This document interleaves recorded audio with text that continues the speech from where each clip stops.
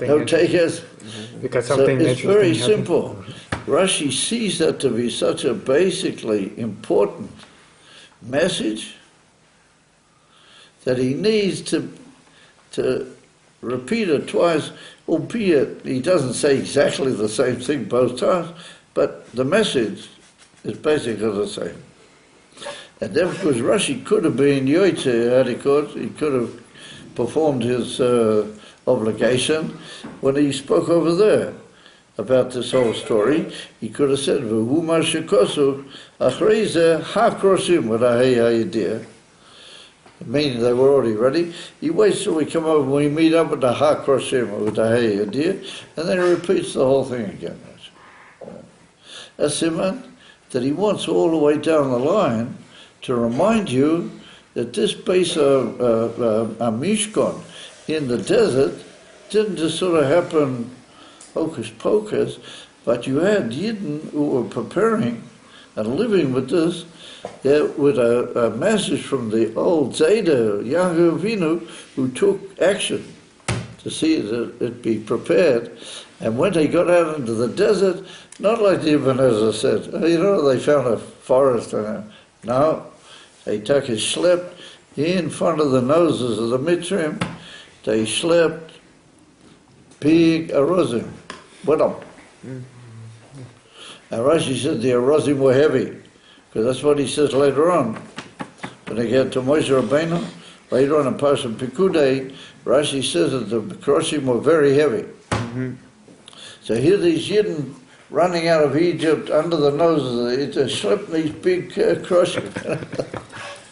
So, Lafisa, we learn from that certain very, very important in Yonim.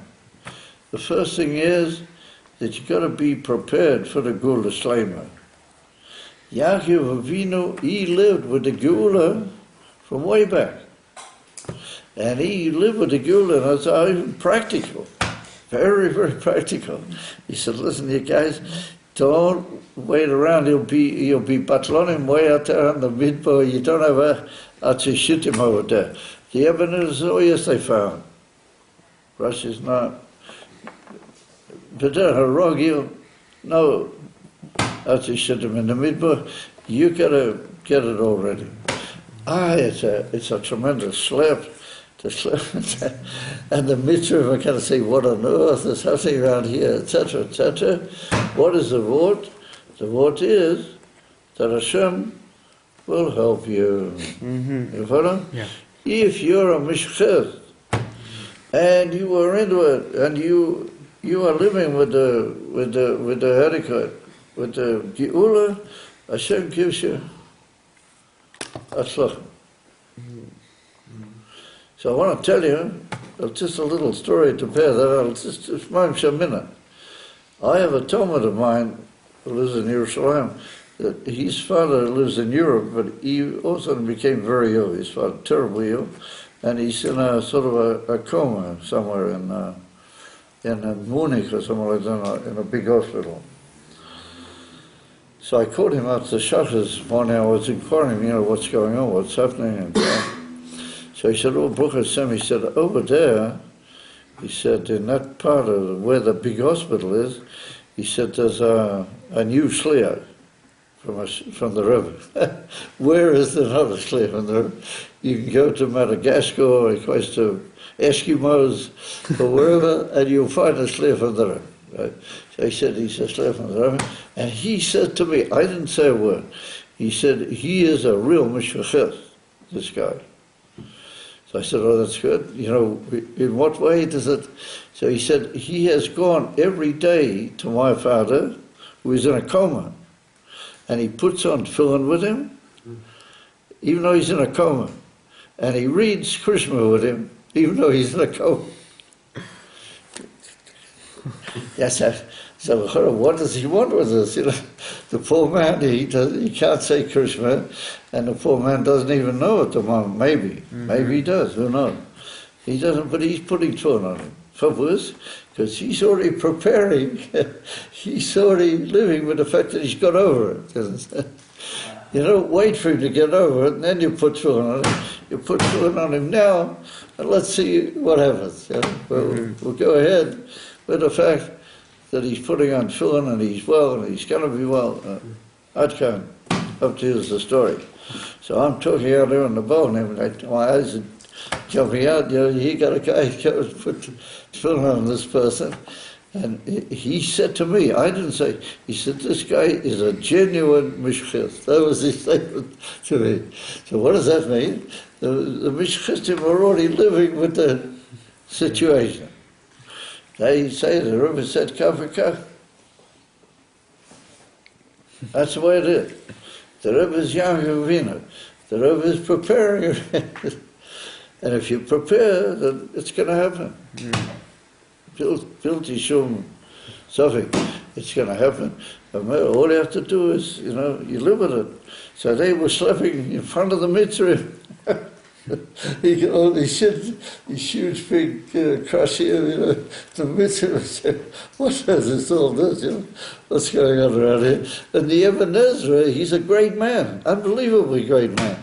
He doesn't want to buy that, you understand? He said, no, that's a bit too overstated. And the Dazakanim in Bali, he said, well, anyway, cedars are not all that heavy. It's not like what people think. It's a little bit sort of, you know. And Rashi said, no, Rashi said, everything is Kipshut. Everything is straight down the line. Yaakov Avinu was a big mishchiz. Remember, he got everything ready, and he said, listen, you guys, I'm living with the Gula. I'm not here in Canaan, and I'm not even here in, how do you call it, in Duet, in Mitzrayim for Shonam. He said, I'm in Eretz Yisrael. I'm in the Eretz where Elokusa Begolui, and the Abish is there with us, and there's a Beis Hamikdash. He said, the forerunner of that is the Mishkan. So you got to get working, you know, you got to get moving, you guys, and you got to build and get everything ready. And as soon as Hashem will say, do it, oh yeah, here we are. You know, it's been a bit of a slip of Baruch Hashem. You know, here we are. Yeah. And that's the unbelievable message of Yaakov Avinu. And Rashi repeats it twice. So we can be mafalbal. What are the differences? You know, this little deal. Well, but Rashi says that it all flew. Tas. Because the poem is saying tas. It all started flying. So, you know, we take it easy, but they don't have to fly. You know, they don't have to run at high speed, carrying all these big krashim. You know, don't have to run at high speed. No, if you're really into it, yeah, it goes, you know. Things flow and everything moves, you know, swiftly, and it all happens with energy. A few weeks ago, you said in this class, I believe, that when something is important, you only say it once. You said when something is important... Yeah, something is important. You only say it once. No, the opposite. I said something which is really important, Rashi says twice. You follow? And that's why he writes it twice in the same parsha. He wants to stress that this is a ikar, and that's why the Torah goes out of its way to say ha-kroshim. These are the one-on kroshim. And by that time they were famous, the kroshim. You hadn't have been dragging them to the place they're already famous. And kroshim, you know what the Rebbe says in the Basi Lagani, that the inyan from the kroshim, or that is you turn the sheker into kesher. If it's oishish kesher and oishish sheker, you turn the sheker of the world into kesher. You make the connection. Yeah, through that. And I mean, it's all going to start flying as if task. Yeah, and you just start moving, and you'll move at tremendous speed. You know, the Mitra types in, don't worry about it, forget it. If you're doing, and you're building the Beis Hamikdash, Hashem will give you a tzlacha, me'al lekol inyanim. And that's the unbelievable message. And now we go back to what we started with, that you've got to be, not just part of a man, you've got to be a whole man. You've got to be a KLALI. That's what the Maggid says. You've got to be determined. If you're really, in charge, then you're in charge. Mm. If you're a slipper, say, and you're a little bit in charge, but you're not completely in charge.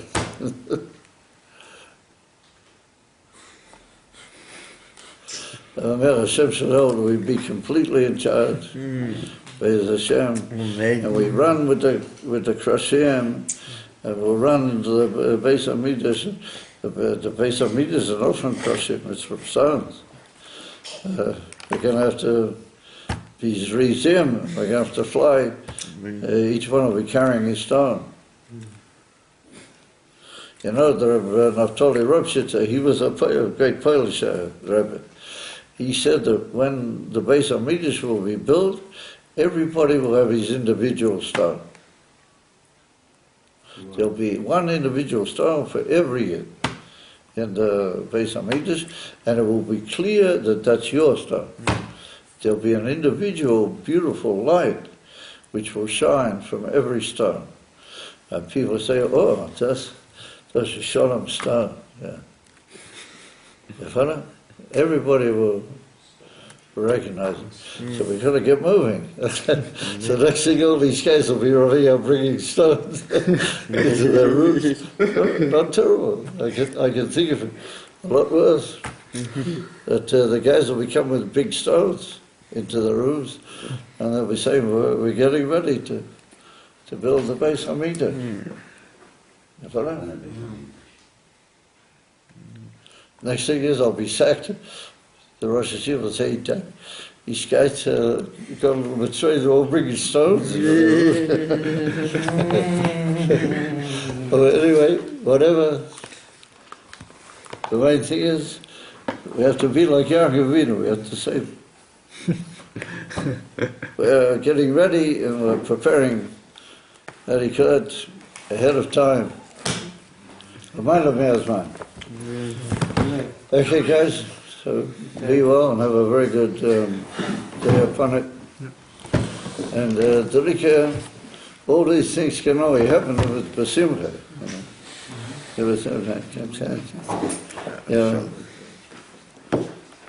Our SHIUR doesn't work.